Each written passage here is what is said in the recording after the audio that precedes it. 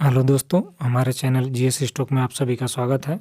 जैसा कि आप जानते हैं, जो हमारी प्रश्न उत्तरी श्रृंखला चल रही है, उसी कड़ी में आज का जो चैप्टर है बौद्ध धर्म है। इसके पहले हम लोग जैन धर्म पढ़ चुके हैं। तो चलिए आज आइए देखिए, प्रश्न उत्तरी श्रृंखला शुरू करते हैं। और आज का पहला प्रश्न क्या है, आइए देखते हैं क्या है। पहला प्रश्न जो है दोस्तों, पहला प्रश्न मैं पढ़ रहा हूँ, आप लोग गेस करिएगा कि गौतम बुद्ध का जन्म कब हुआ था। ऑप्शन ए है 563 ईसा पूर्व, ऑप्शन बी है 558 ईसा पूर्व, ऑप्शन सी है 561 ईसा पूर्व, ऑप्शन जो डी है 544 ईसा पूर्व। तो इसका जो ऑप्शन सही होगा दोस्तों, अब तक आप लोग गेस कर चुके होंगे। इसका जो ऑप्शन सही होगा, ऑप्शन ए सही है। 563 ईसा पूर्व गौतम बुद्ध जी का जन्म हुआ था। चलिए इसी कड़ी में प्रश्न संख्या 2 देखते हैं क्या है। प्रश्न 2 जो है, देखिए भी अच्छा प्रश्न है। मैं प्रश्न पढ़ रहा हूँ, आप लोग गेस करिए। बुद्ध के जीवन की किस घटना को महाभिनिष्क्रमण के रूप में जाना जाता है।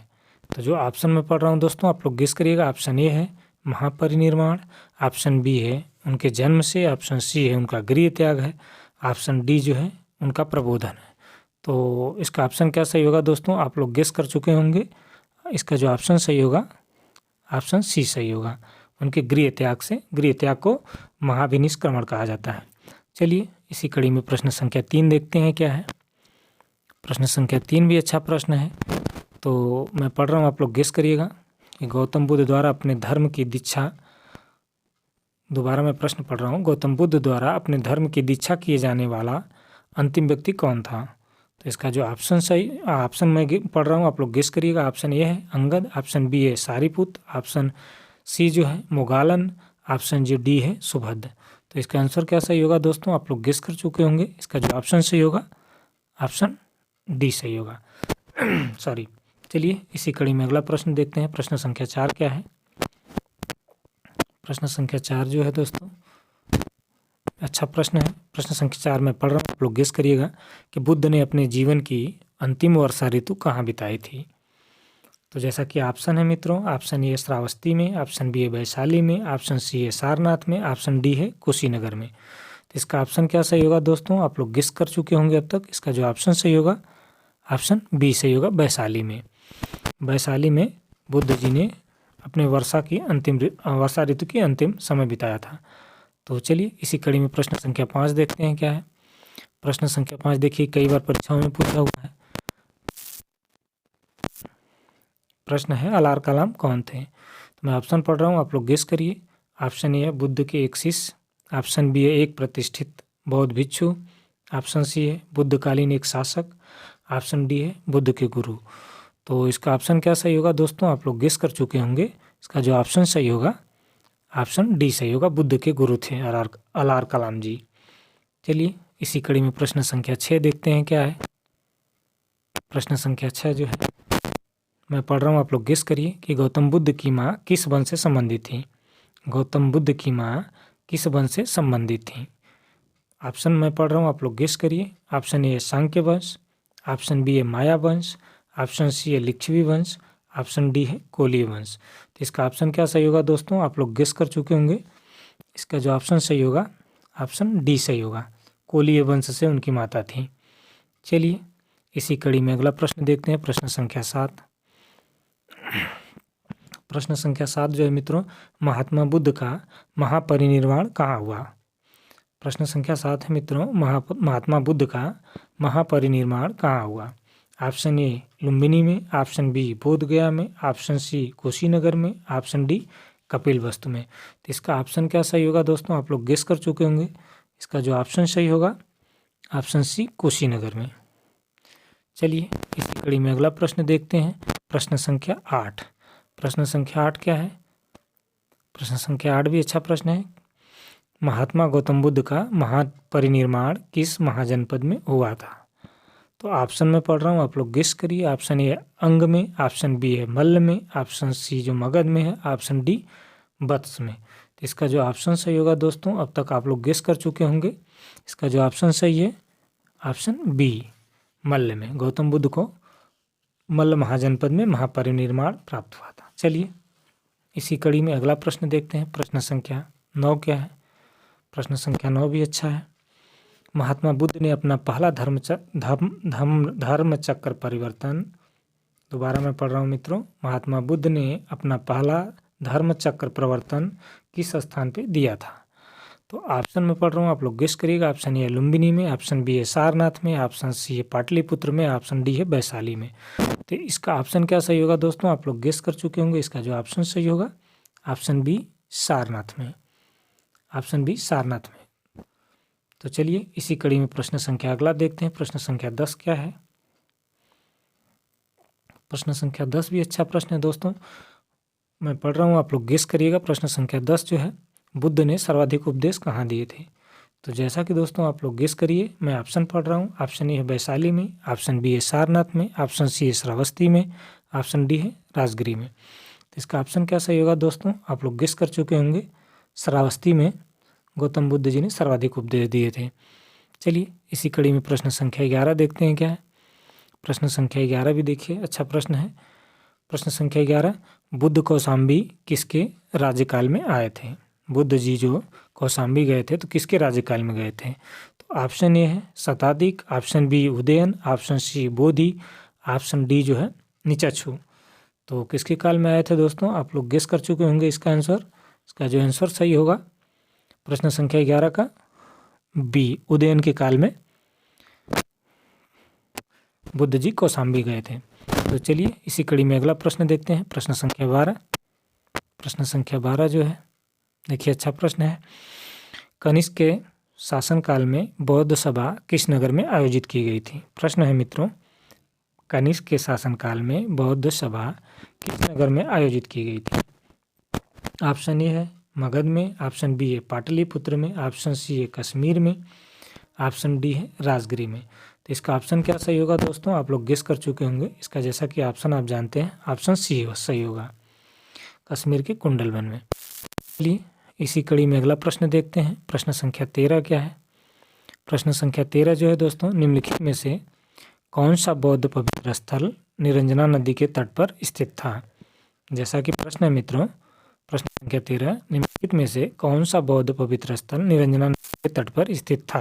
तो ऑप्शन ए है बोध गया, ऑप्शन बी है कुशीनगर, ऑप्शन सी है लुम्बिनी, ऑप्शन डी है सारनाथ। तो इसका ऑप्शन क्या सही होगा दोस्तों? अब तक आप लोग गेस कर चुके होंगे।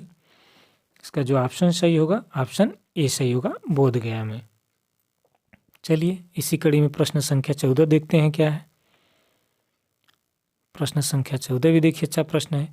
सप्तपर्णी गुफा कहाँ स्थित है? प्रश्न संख्या 14 है मित्रों कि सप्तपर्णी गुफा कहाँ स्थित है? तो ऑप्शन ए है सांची में, ऑप्शन बी है नालंदा में, ऑप्शन सी है राजगिरी में, ऑप्शन डी है पावापुरी में। तो इसका ऑप्शन क्या सही होगा दोस्तों? आप लोग गेस कर चुके होंगे। इसका जो ऑप्शन सही होगा ऑप्शन सी सही होगा, राजगिरी में। तो चलिए इसी कड़ी में प्रश्न संख्या आगे देखते हैं क्या है। प्रश्न संख्या 15। प्रश्न संख्या 15 जो है मित्रों, बौद्ध धर्म की शाखा औपचारिक रूप से किसके शासनकाल में प्रकट हुई थी? दोबारा मैं प्रश्न पढ़ रहा हूँ मित्रों, बौद्ध धर्म की शाखा औपचारिक रूप से किसके शासनकाल में प्रकट हुई थी? ऑप्शन ए है अजातशत्रु के, ऑप्शन बी है अशोक के, ऑप्शन सी है धर्मपाल के, ऑप्शन डी है कनिष्क के। तो अब तक ऑप्शन आप लोग गेस कर चुके होंगे मित्रों। ऑप्शन इसका जो सही होगा, ऑप्शन कौन सा सही होगा? ऑप्शन डी सही होगा, कनिष्क के काल में बौद्ध धर्म की शाखा जो है औपचारिक रूप से प्रकट हुई थी। तो चलिए इसी कड़ी में अगला प्रश्न देखते हैं। प्रश्न संख्या 16 क्या है? प्रश्न संख्या 16 भी अच्छा प्रश्न है दोस्तों। आइए देखते हैं कि कश्मीर में कनिष्क के शासनकाल में बौद्ध संगति के आयोजन के समय अध्यक्ष कौन था? दोबारा मैं प्रश्न पढ़ रहा हूँ मित्रों, कश्मीर में कनिष्क के शासनकाल में बौद्ध संगति के आयोजन के समय अध्यक्ष कौन था? Option A Parshva, option B Nagarjuna, option C Shudraka, option D Vasumitra. तो इसका ऑप्शन कौन सा सही होगा दोस्तों? आप तो गेस कर चुके होंगे। इसका जो ऑप्शन सही होगा ऑप्शन डी सही होगा, वसुमित्र। चलिए इसी कड़ी में प्रश्न संख्या अगला देखते हैं। 17 क्या है? प्रश्न संख्या 17 भी अच्छा प्रश्न है। निम्नलिखित में से किस नगर में प्रथम बौद्ध सभा आयोजित की गई थी? तो जैसा कि मैं ऑप्शन पढ़ रहा हूँ मित्रों, ऑप्शन ए है नालंदा में, ऑप्शन बी गया में, ऑप्शन सी राजगीर में, ऑप्शन डी है बोधगया में। तो इसका आंसर कौन सा सही होगा दोस्तों, आप लोग गेस कर चुके होंगे। इसका जो ऑप्शन सही होगा ऑप्शन सी सही होगा, राजगीर में। चलिए इसी कड़ी में प्रश्न संख्या 18 देखते हैं क्या है।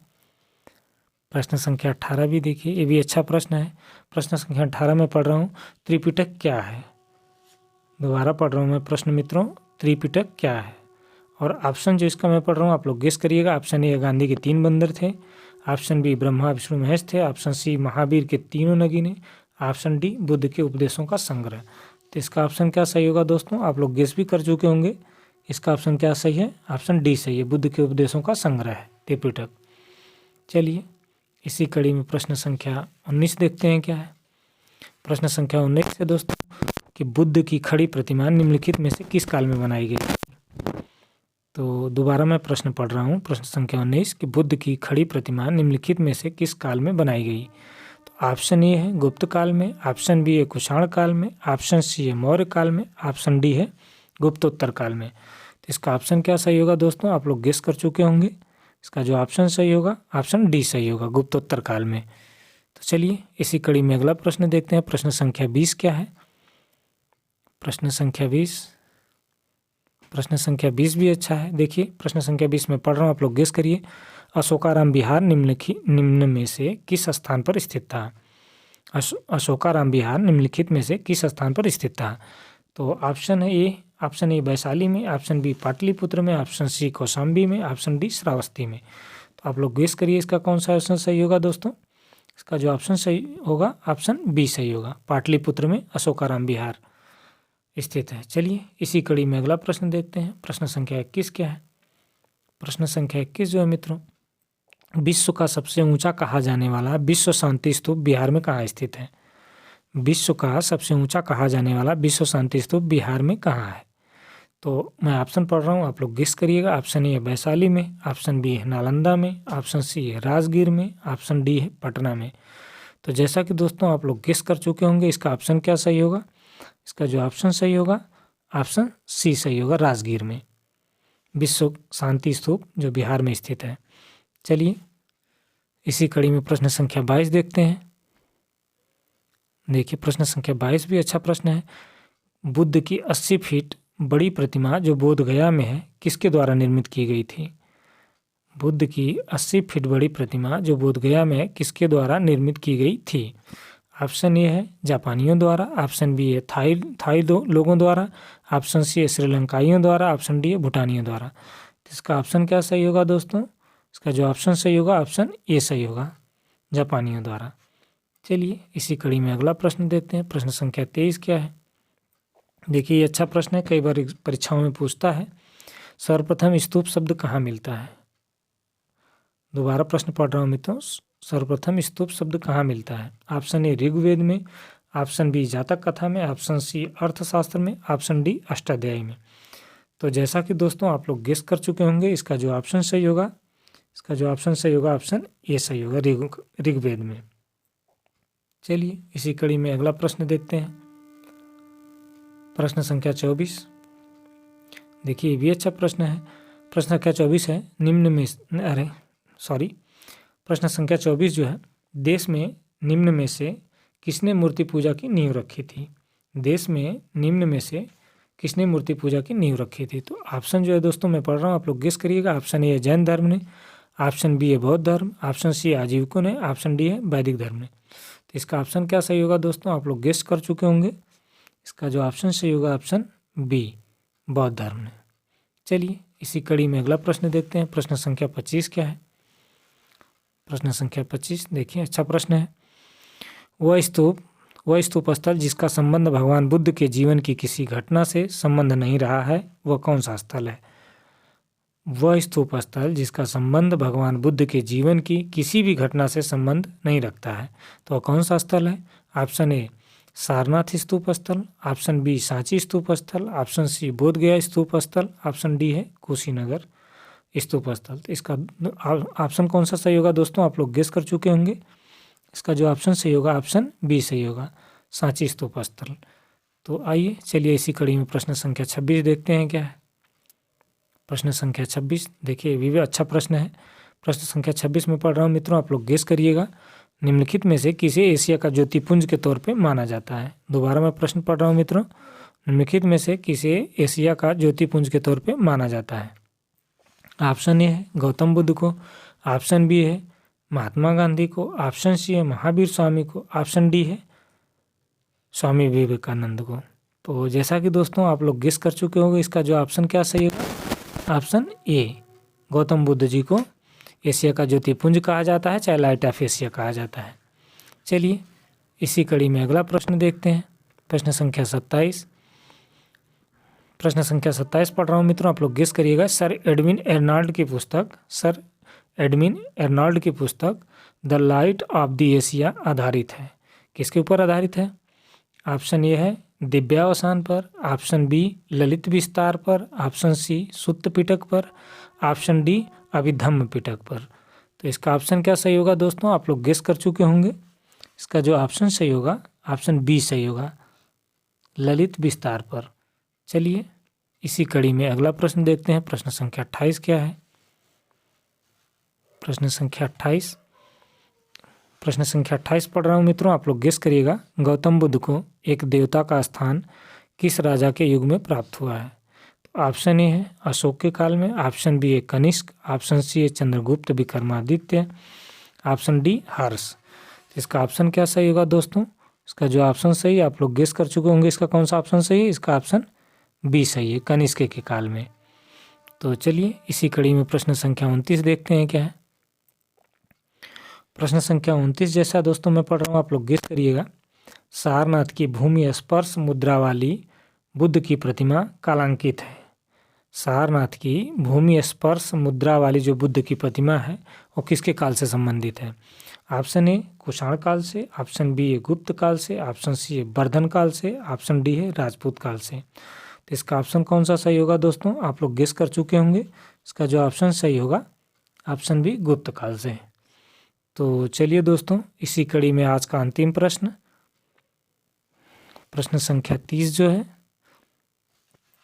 प्रथम शताब्दी ईस्वी में किस भारतीय बौद्ध भिक्षुक को चीन भेजा गया था। दोबारा मैं प्रश्न पढ़ रहा हूँ मित्रों, आप लोग गेस करिएगा। प्रथम शताब्दी ईस्वी में किस भारतीय बौद्ध भिक्षुक को चीन भेजा गया था। जैसा कि मित्रों मैं ऑप्शन पढ़ रहा हूँ, आप लोग गेस करिएगा। ऑप्शन ए है असंग को, ऑप्शन बी है अश्वघोष को, ऑप्शन सी है वसुमित्र को, ऑप्शन डी है नागार्जुन को। तो इसका ऑप्शन क्या सही होगा दोस्तों, इसका जो ऑप्शन सही होगा, ऑप्शन डी सही होगा, नागार्जुन को। तो दोस्तों आज इसी की कड़ी में प्रश्नोत्तरी श्रृंखला समाप्त होती है और मैं उम्मीद करता हूं कि आप लोग को पसंद आई होगी।